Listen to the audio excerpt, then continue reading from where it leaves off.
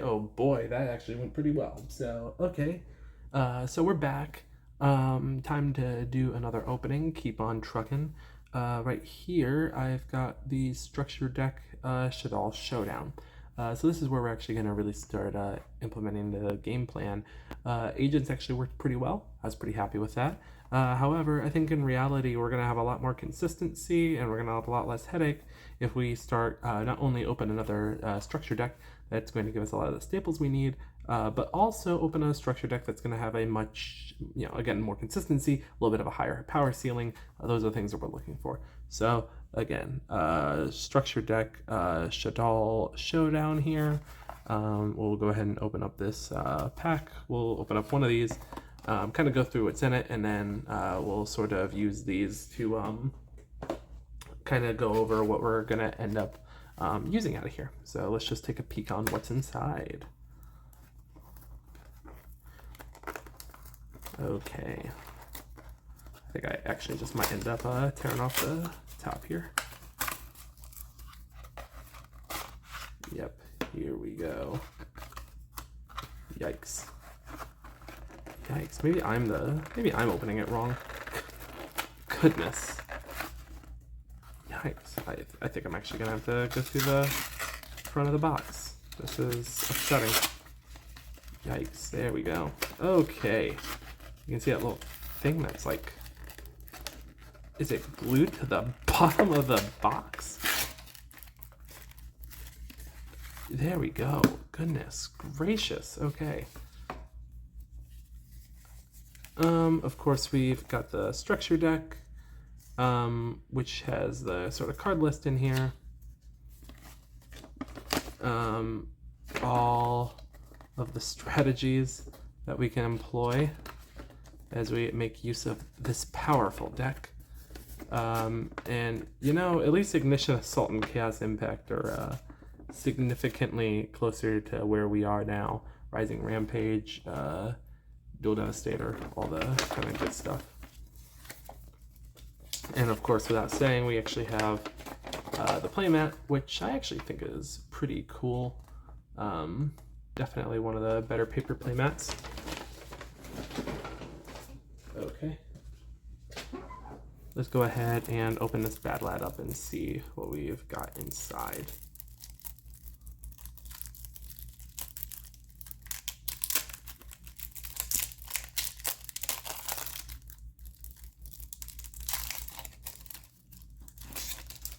Okay. So we'll sort of go through the card by card here. That way we can take a look. We can focus here. Yeah, get a little better look at these.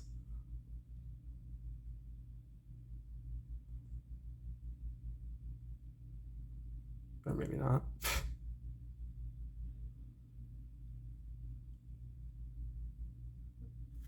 Man. Oh, uh-oh. Well, power of editing. Hi, Austin. Okay. Well, whatever. I guess I'll just sort of, since zooming in on the text isn't going to work. That's so upsetting.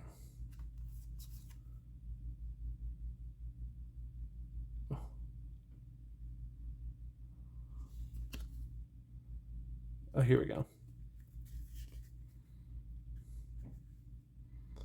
Okay, so let's go ahead and get going. We have El Shaddoll Grista, which of course is going to be the Fire Shaddoll.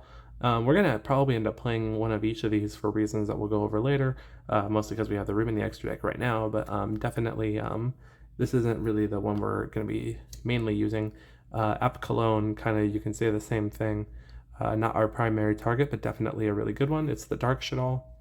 Apart from Winda, this is going to be one of the two that we mainly run.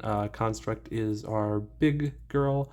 When she's summoned, she's going to send a Shaddoll card from the deck to the graveyard, which is actually going to be really valuable for us. And when, of course, she leaves the field, we can add a Shaddoll spell and trap back. So, really valuable card here. Quad Shaddoll Chaos. I don't think I've actually read this thing since it was released. But it summons Shaddolls from the hand. When it's sent to the grave, we can send a Shaddol from our hand to the graveyard. Yeah, this isn't the best card, so we probably actually won't see this getting played a whole lot, if at all. Wendy is one of the cards that'll help us a lot later, maybe even here early on. She can set special set ones from the deck, so really valuable card here. Ariel also really valuable as well because it's going to special summon the banished Shaddolls. So Ariel can be quite a useful tool as well, especially with the trap, which here we have it, Resh Shaddol Incarnation. What this card is going to be doing is, as we get a decent zoom in here, this card is going to be special summoning Shaddolls from the grave, which is really good. But it can also end up flipping our face down monsters. So there's a couple of combos that we can actually do with this deck that are going to be nice. Winda. This is probably going to be the reason that we win a lot of games early on and often.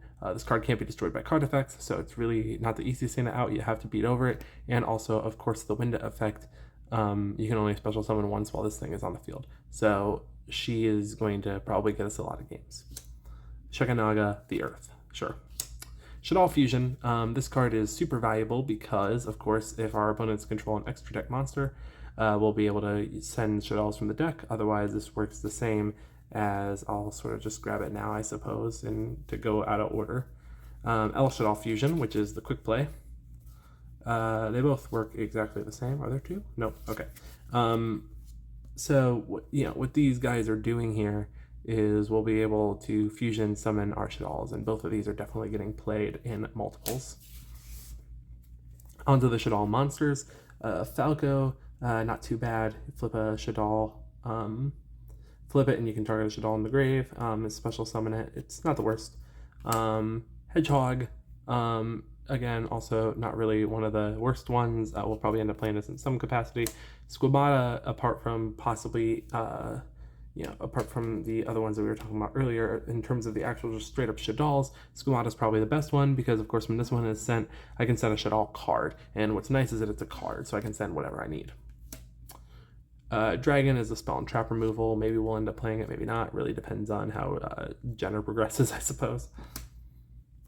Beast, that's going to give us the draw power, whether we send it or we use its flip effect. Hound, no idea what this card does. We can take a read here. Flip it and you can special summon it. You can target a Shaddol card in your graveyard and add it to your hand. Yeah, I don't think this is very good. If it's sent to the graveyard, you can target a monster on the field, change its battle position. Flip effect. Flip monsters' effects are not activated at this time except Shaddol monsters. Yeah, this seems kind of bad. I don't know about this. What's actually really cool is you kind of have some Shaddol Zephyra cards. These are the pendulum monsters, so you could actually do some pendulum summoning. I don't think we're going to end up doing it just because we have a couple of stronger cards to use, but definitely interesting. We have BLS right here. This is actually another card that's really interesting, whether we'd run or not. Not super sure, but this is definitely a strong card on its own and can help clear a lot of things. Definitely a card that goes straight into the side deck is Lava Golem. Of course, this card's used to clear your opponent's board by attributing 2 monsters that they control. So Lava Golem can come in a lot of handy, especially as our opponents are progressing. Dark Armed Dragon, we got a Dad. I don't know if this will really get used, but really nice. Fairy Tale Sleeper, if it's flip summoned, you can special summon a monster from the hand. And if your opponent activates a normal spell or trap, I contribute 1 other monster, and the activated effect becomes change a face-up monster we control to face-down defense position. Hey, that's pretty good. Perfumage Trick Clown. This is a card that we'll probably end up using quite a bit here for a while. It's the light monster that when it's sent to the graveyard, I can special summon it back out by paying 1,000, but it's its attack and defense becomes 0. So Trick Clown can be really valuable. Armageddon Knight will be really valuable as well. When it's summoned in general, I can send a dark monster from the deck to the grave. So Jenner won't be the only one playing this guy. We have Felis, the Light Soren Archer, which we probably won't use at all. Electromagnetic Turtle, maybe we'll end up playing this. This card's kind of funny because when it's in the graveyard, I can banish it just to end the battle phase. So, I mean, maybe it's usable, not really sure. Mathematician will actually be one of the cards that we use a lot early on because this guy can just send Squamata right away, and that's just sort of what we need to get our play started. Curry Bandit, again, probably not going to be used. Parapara Cerberus. This card is kind of weird. Because if we take damage while this card's in the graveyard, we can banish it and then target a card on the field and destroy it. It's definitely interesting. I just don't know whether or not we'll be using it. Curse of the Shadow Prison. Really interesting card. Each time a Shaddoll monster is sent to the graveyard by a card effect, place a Spellstone counter on this card. Yeah, this is definitely a really interesting card, but not really something that we're going to be playing in this series. Nef Shaddoll Fusion, probably along the same lines. Super Poly, 100%, definitely playing this guy. This is going to be one of the reasons to play the deck early on because, of course, we'll be able to fuse away our opponent's cards with our Shaddoll monsters to make whatever we like. And of course, since we're going to be playing one of each of the attributes, no matter what they have, we'll be able to sort of work it. I think this comes with all of them except for wind, maybe. Yeah, I think wind is the only one we're actually missing out of here. So, and yeah, that's actually not even true because we have even more. So yeah, no, we actually have all the attributes. So it doesn't matter. We'll be able to always sort of respond with Super Poly. So this is basically always going to be an auto win button for the most part. Instant Fusion, really interesting card. I don't know if we're actually going to have a use for this guy early on, because we just don't really have the targets for it, but we'll have to see. Allure of Darkness is one of the big reasons we're actually playing this deck, because this is going to make everything way more consistent. Most of our monsters are darks, so this is going to be really valuable. Foolish Burial, just another way to get Swamata in the grave. Really good. Living Fossil, good card. Don't know if we'll end up using it or not. Pot of Avarice, again, really good card, just not particularly in our deck right now. Twin Twisters, this is actually one of the reasons that we picked up the deck. Discard a card to target 2 spell and trap cards on the field and destroy them. Just a really good way to clean up back row. Shaddoll Core. Some people play one of this when you're playing the pure structure deck. We probably won't play any because, again, we just have a lot more options. Sinister Shadow Games is a really interesting card because you can send a Shaddoll from your Shaddoll card from your deck to the grave. And I can change any number of face-down defense positions should all monsters I control to face-up defense position. So it's a really good way to sort of start flipping our Shaddolls. But again, we just kind of have better options for doing this. Peru Shaddoll Aeon, not really going to be using this. Lost Wind, potentially. It kind of just depends on how our opponents are progressing. This is definitely going to be at very least a side deck card, but not really super sure. Unending Nightmare is kind of in the same camp. This is a really good card, but probably just not right now. Maybe against, Jenner for the Fog Blades, but, that's not really super necessary right now. Necrofusion is super interesting because, of course, it's going to be letting us trap card that lets us fusion summon. And it does so by banishing the fusion materials from the graveyard face down. So, I mean, this card is super valuable. Probably not going to be used in our deck, but because we just have kind of faster ways to do it, but definitely not a bad card. Subterra Succession, again, probably not going to be using this.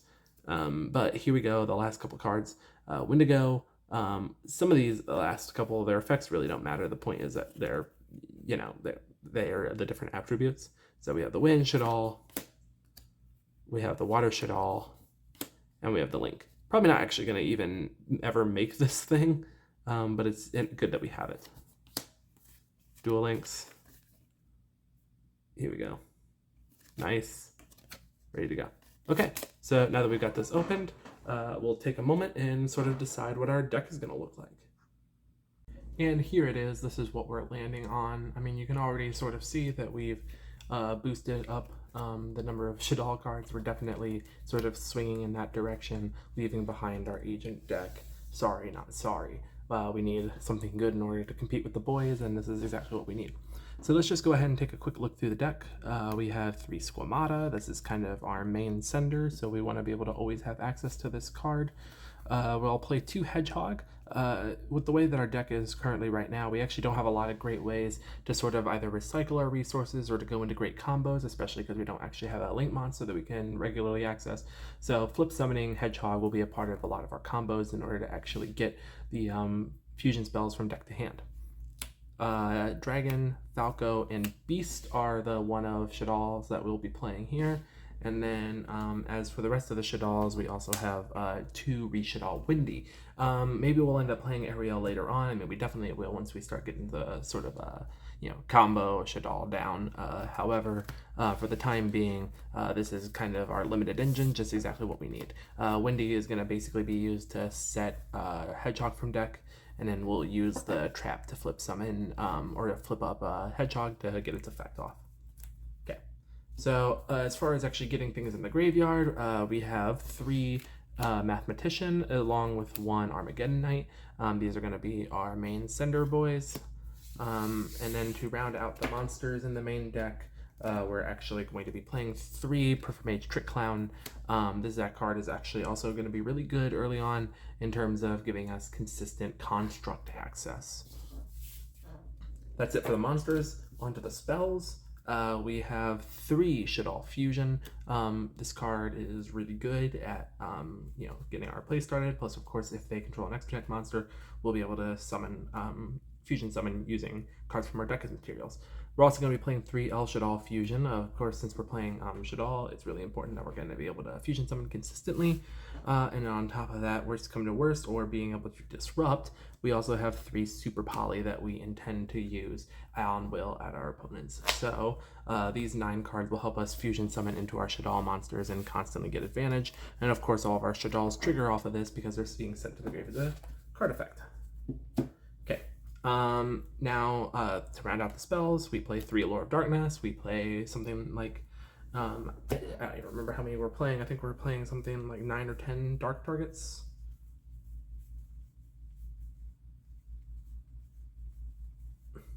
Nine Dark Targets. So, I mean, since we're playing 9 Dark Targets, we're going to actually have quite a bit of access. So that's what we're going to be on. 1 Foolish Burial, and then 2 Twin Twisters to round out the spells. Twin Twisters is going to be really good at sweeping up back row. I mean, you saw Austin being able to use this against us and how important that is. And then being able to have the Foolish Burial, of course, is just another way to get our plays started. So basically another Mathematician / Armageddon Knight that's not taking up our normal summon. The normal summon isn't super important in this deck, because it essentially doesn't really do anything more times than not. But, hint, hint, nudge, nudge, that's why we are trying so hard to be able to get the... That's why we're trying so hard to be able to get into a position that we can play the, Invoked Engine, because, we really don't need that normal summon. On to the traps, we have the Re-Shaddol Incarnation. Again, one of the main cards that we'll be using really frequently. This card is super duper important, and it's going to be sort of one of our main focal points. And to round out the trap lineup, some of the only cards that were able to survive the transition: 3 Torrential Tribute and 3 Solemn Judgment. The Torrential Tribute might fade later on down the road, but I don't know how long it's going to be until we see this Judgment not leave the main deck, because man, this thing is going to get us pretty far. I'm really excited to be able to play this. That's it for the main deck. On to the extra deck. Nothing too much to see here given the monsters that we have. 3 Construct, probably going to be summoning this or Winda the most often, so we play 3 of each. This is going to be kind of our bread and butter, and this is what's going to sort of get us through most of our games. We also play the rest sort of in multiples just in case. 2 Apkallone, 2 Shekanaga, 2 Grista, which is the fire one, 2 Wendigo, which is the wind one, and then 1 of the water one. I don't really think we're going to end up summoning these a lot. In particular Apkallone, at least early on, it's going to be, exclusively to out stuff if we do summon it. But nonetheless, we keep them in here just so that way, 1, we have super poly targets, and 2, they prove to be really good. And for the first time, we actually do have a bit of a side deck. Last week, it was sort of a shame of a side deck. This week, we can actually honestly say we have some cards to side in. 3 Lava Golem. This is going to be good for cleaning up decks that put up a lot of monsters on the field. But, I don't know if we're necessarily going to be using it early on, but we'll definitely keep it in. We'll play 2 Shaddol Dragon and then the 3rd Twin Twister, just in case we end up coming across some heavy back row. We can go ahead and side those boys in. We play 3 Smashing Ground. Again, this is just sort of really good monster removal. I mean, it's not great monster removal, really, but like, you know, it's actually kind of some of the best that we have. So just sort of generic removal is really important. We play 3 Unending Nightmare. Whether or not we'll actually end up using this thing in the series is, you know, really kind of to be determined, but definitely a really good card, a lot of utility. And then the last card that we have in the side deck is 3 Lost Wind. Again, I don't really know if we'll necessarily be going into this, but it can definitely out certain things, and you know, it could really be useful. Alrighty, and that is it for our Shaddoll list. You know, we'll be sort of working on getting this thing ready to go, and hopefully here in a little bit, we'll be able to get the win this week. Alrighty, thanks for hanging in, and we'll see you next time.